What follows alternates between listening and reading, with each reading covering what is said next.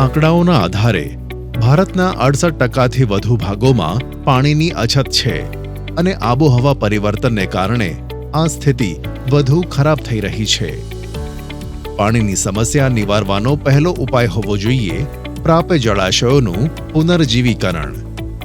જળાશયોની પ્રથમ ગણનામાં 24,24,540 જળાશયોની ગણના થઈ છે, જેમાંથી ઘણા પુનર્જીવિત કરી શકાય છે. આ કોર્સમાં બતાવેલ છે કે આ ઉપાય પર કેવી રીતે અમલ કરી શકાય.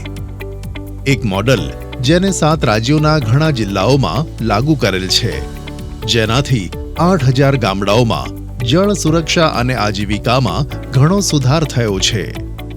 મોડ્યુલ 1 અને 2. મોડ્યુલ 1 જળાશયોના પુનર્જીવીકરણ મોડલના અવલોકન વિશે જણાવે છે. શિક્ષાર્થી તે મુખ્ય પાસાઓને સમજશે જે તેને સમુદાય નેતૃત્વ અને ખર્ચ અસરકારક બનાવે છે. મોડ્યુલ 2 દર્શાવે છે કે કેવી રીતે પાણી અને ઉપજાઉ માટીના ઉપયોગથી ગ્રામીણ આજીવિકાને પ્રોત્સાહન મળે છે. મોડ્યુલ 3 અને 4.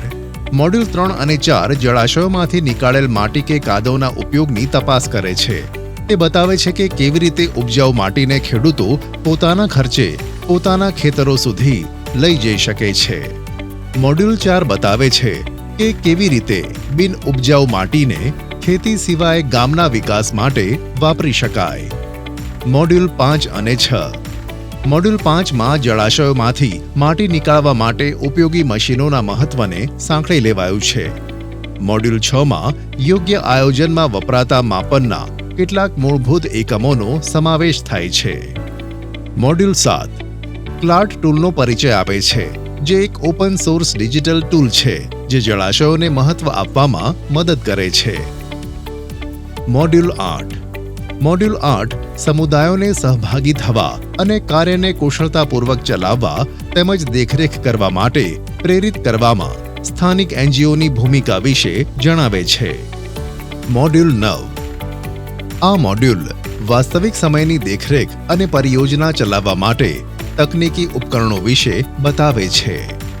મોડ્યુલ 10 પ્રશિક્ષણ શૃંખલાનું સમાપન જળાશયોના પુનર્જીવીકરણ માટે 15મા નાણાપંચ દ્વારા પાણી માટે નિર્ધારિત ભંડોળનો ઉપયોગ કરવાના પગલાંની સમજૂતી છે.